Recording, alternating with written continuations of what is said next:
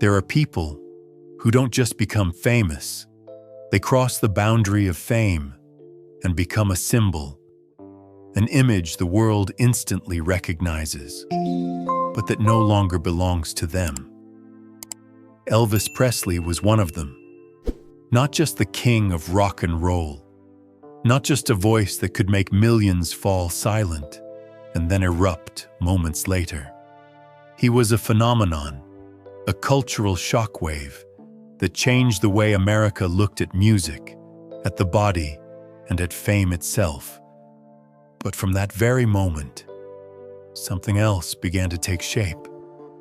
Not the man Elvis, but another version of him, bigger, more perfect, and uncontrollable.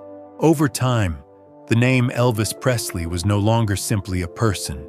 It became a symbol, a legend, something millions believed in, but no one could truly touch.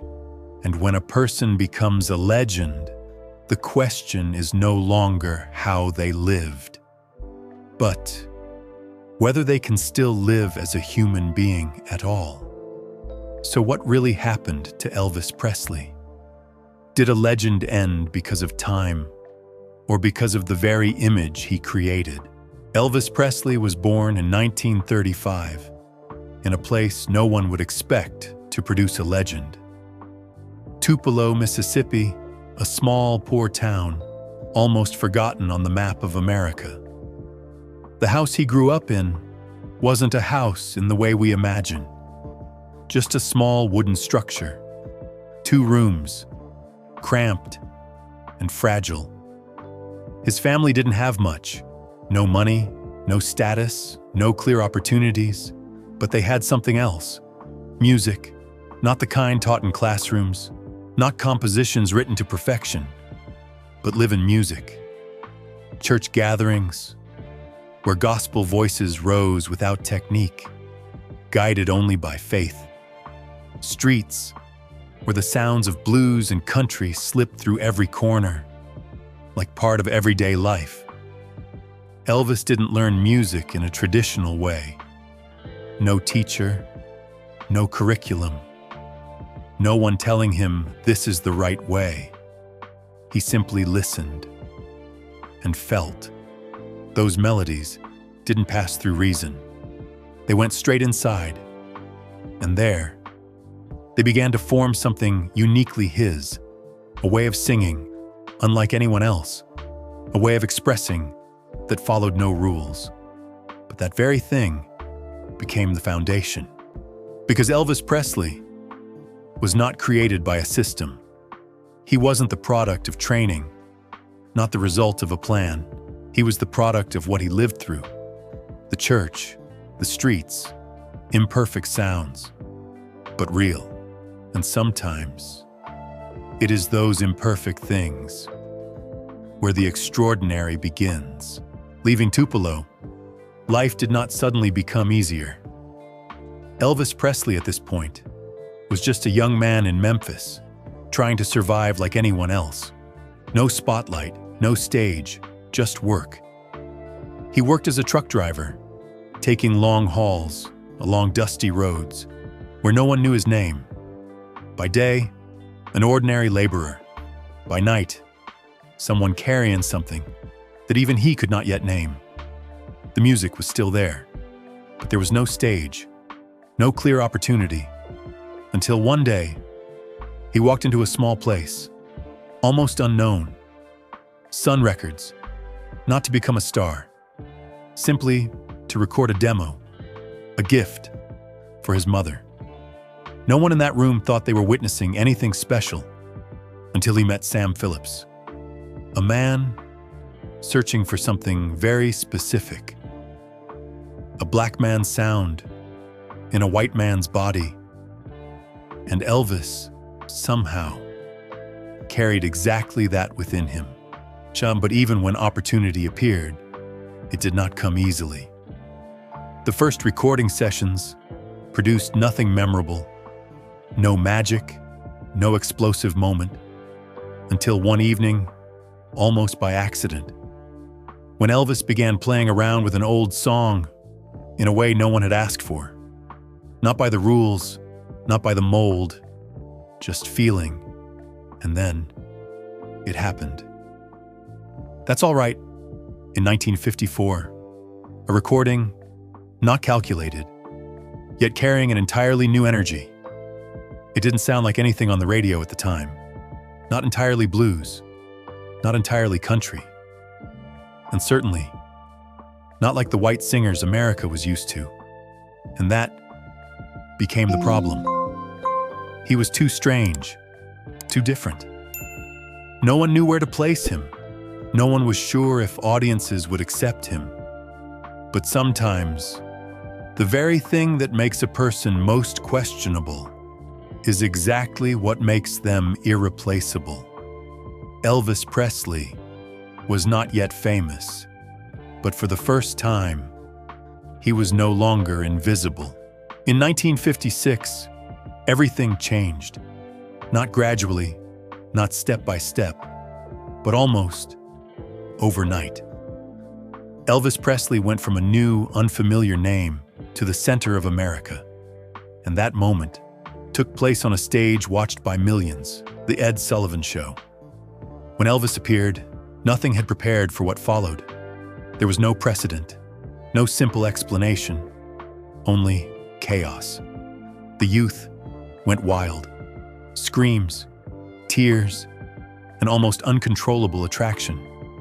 But on the other side was the uneasy silence of adults. They didn't see music. They saw something that should not exist. A style of performance too suggestive, body movements considered offensive, an energy that did not fit the standards of the time. But the issue wasn't just how he moved. It was what he represented. Elvis carried within him the music of black artists. Blues, rhythm and blues, yet stood on stage in the image of a white man. And in 1950s America, that was not just music. It was a disruption, a boundary, erased right before the eyes of millions. And that frightened many people. Because Elvis didn't just change how music sounded. He changed how it was felt, how the body responded to it, how a young generation looked at freedom. He didn't just sing. He made people feel. And in a society still trying to control emotion, that was dangerous. But it was also exactly why he became unstoppable. Elvis Presley was no longer just a singer. He was a cultural shock, a moment after which America could never return to what it had been before. After the explosion of 1956, everything should have continued to escalate. But instead of going further in that dangerous direction, Elvis Presley's story turned another way. In 1958, he entered the army. No more stage, no more screams from the audience, only a military uniform and a disciplined, ordinary life that felt almost unfamiliar. To many, this was a pause.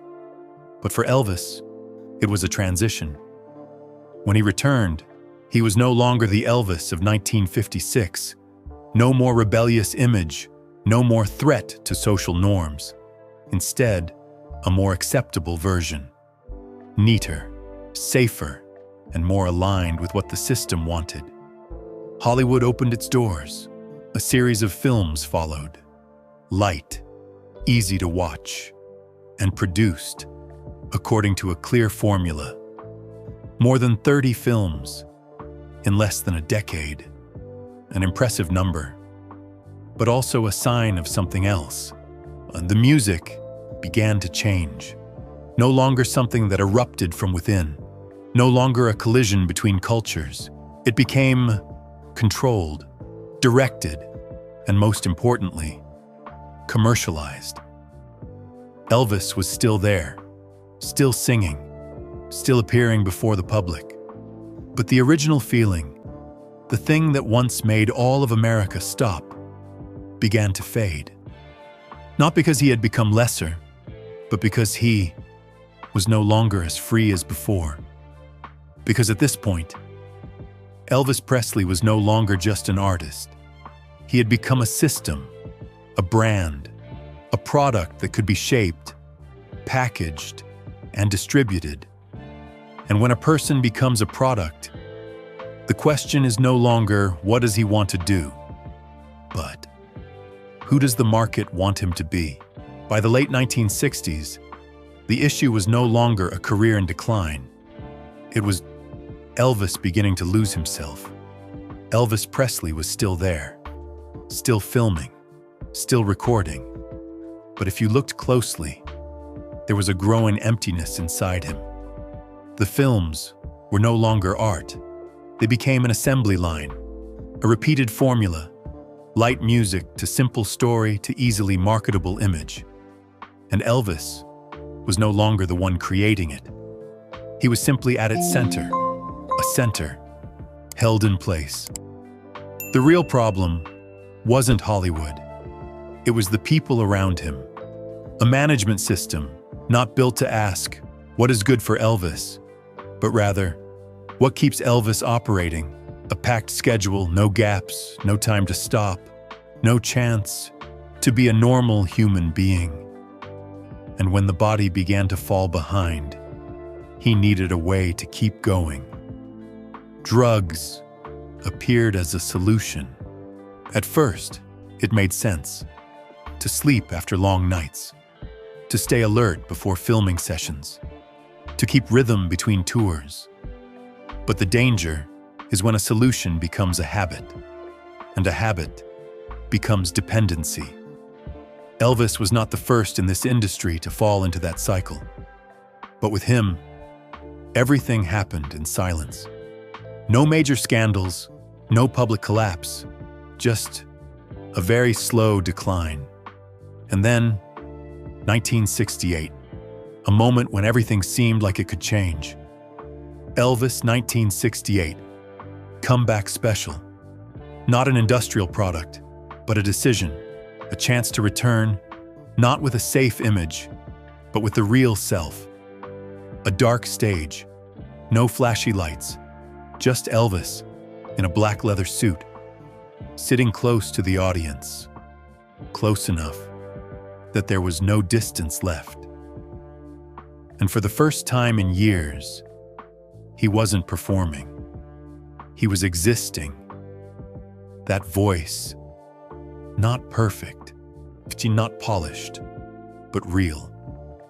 Those eyes, no longer the eyes of a star, but of a man trying to find himself again. And the audience could feel it, not as a performance, but as a return. A reminder that Elvis had not disappeared. But the problem was, one moment cannot break an entire system.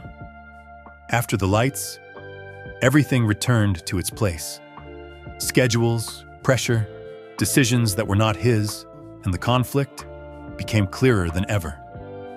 Between two versions of Elvis, one man who still wanted to create real music, still wanted to connect, still wanted to be free, and a symbol, not allowed to stop, not allowed to change, not allowed to weaken.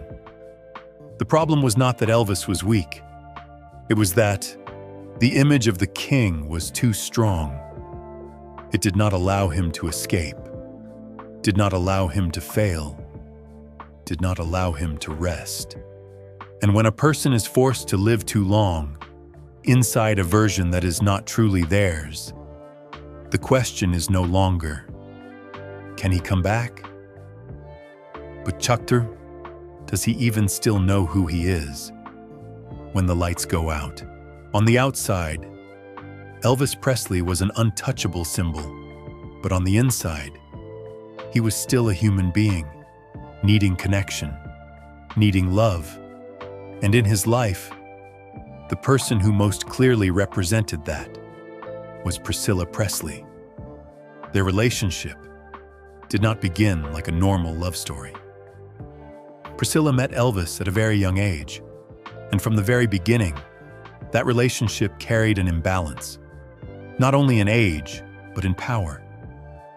Elvis was not just a man in her life. He was the center of a world where everything revolved around him. And gradually, love began to carry something else: control.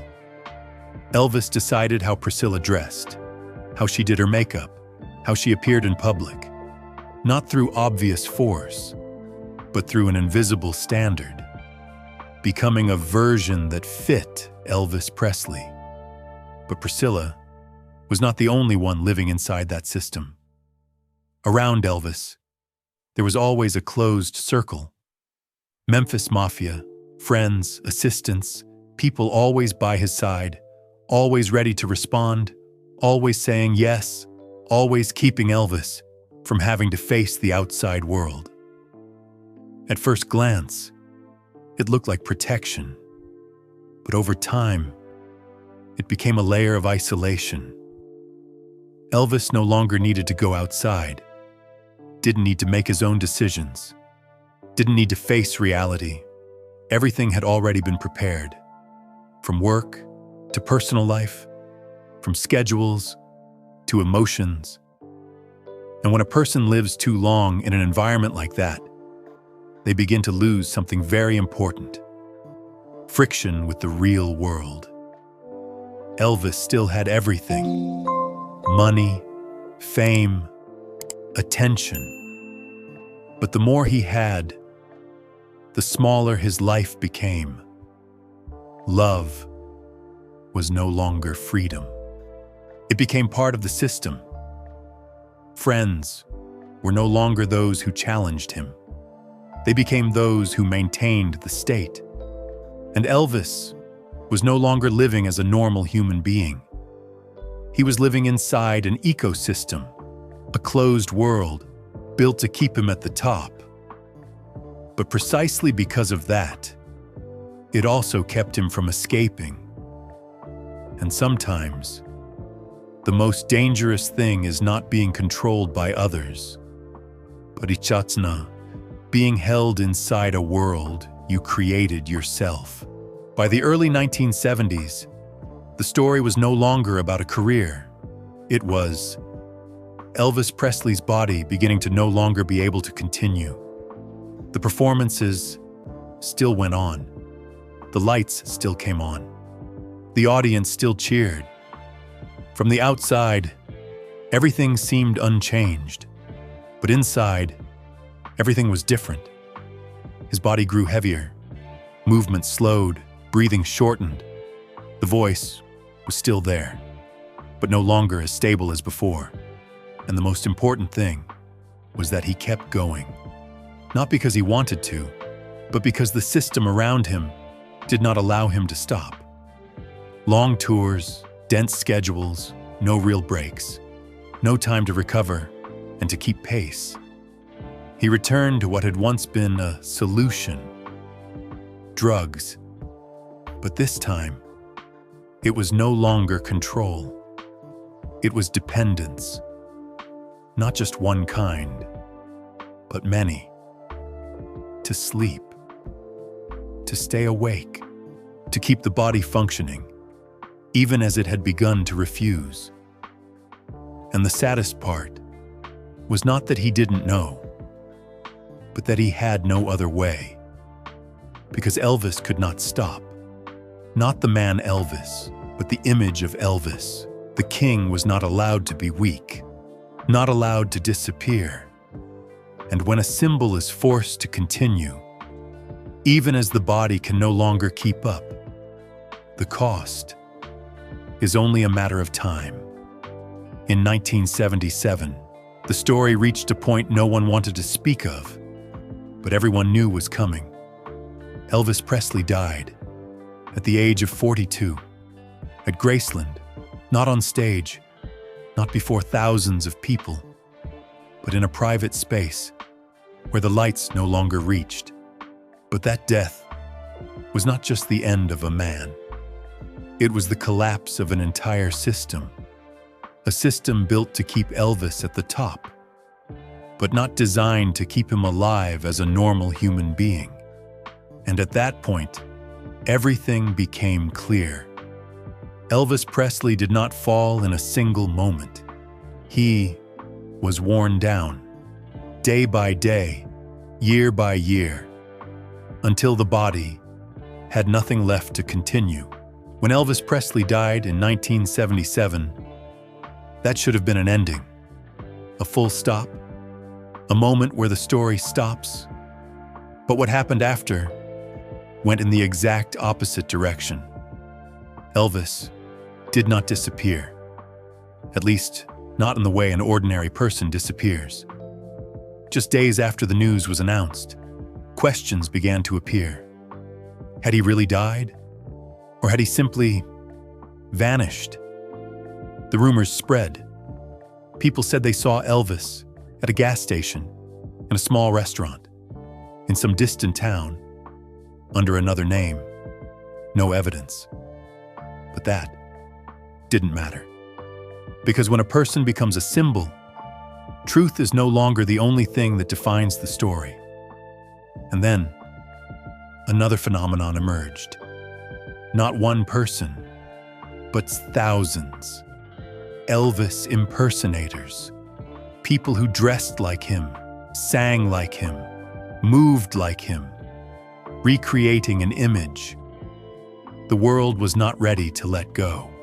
From Las Vegas to small stages around the world, Elvis still appeared, not as a human being, but as a version that could be repeated.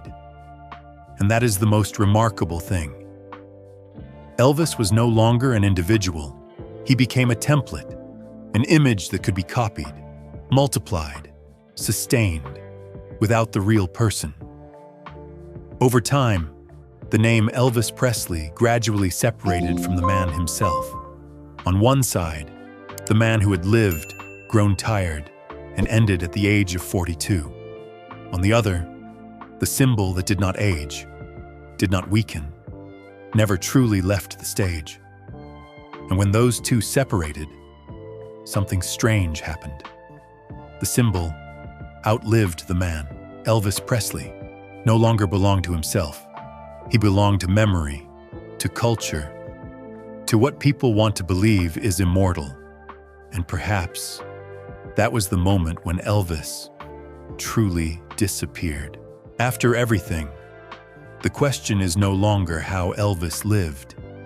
It is what remains after he is no longer there. Elvis Presley was not the most technically perfect singer. He did not have the most complex voice, not the greatest songwriter. If judged by pure standards, he may not rank first in any category.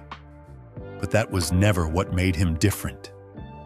Elvis was the one who opened a door that, before him, did not exist.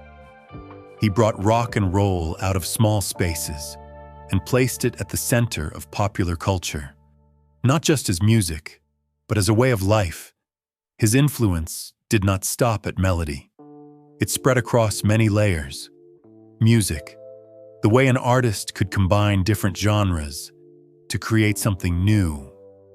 Fashion, the jumpsuits, the stage style, the way a person appears before the public, not just to perform, but to be remembered. Performance culture, the way the body moves, the way emotion is expressed directly, without being restrained, and most importantly, the way an artist exists. Before Elvis, a singer was someone who sang. After Elvis, an artist became an image, a symbol, something the audience does not just hear, but sees, believes in, and connects with. Elvis's true legacy does not lie in the songs, not in the records, but in the fact that he changed the rules of the game.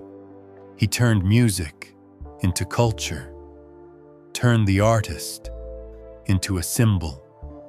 And from that moment on, those who came after did not just step onto a stage.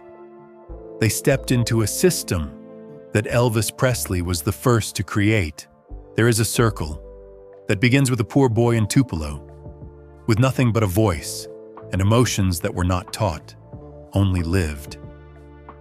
And that circle ends with a name. Elvis Presley, a global icon. Between those 2 points is a journey very few can replicate.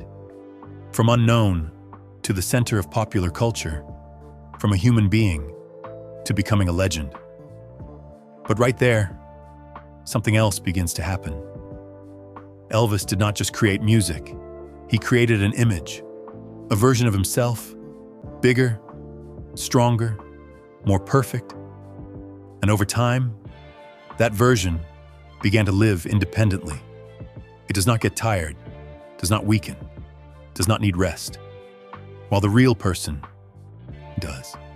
And at a certain point, Elvis was no longer running ahead of that image. He was being pulled behind it. That was not a failure. It was a paradox. When a person becomes too big, they are no longer small enough to return to being themselves. And that is the answer. A legend does not end when they die. It ends when the real person can no longer control the symbol, a singer, a symbol. And in the end, a man consumed by his own myth.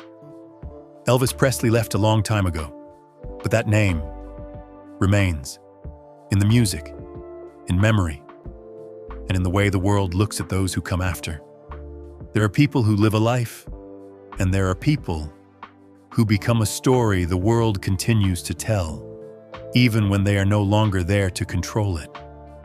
If you are drawn to the quiet truth behind legendary names, subscribe to Icons and Legacies, where we explore not just fame, but what remains after it fades.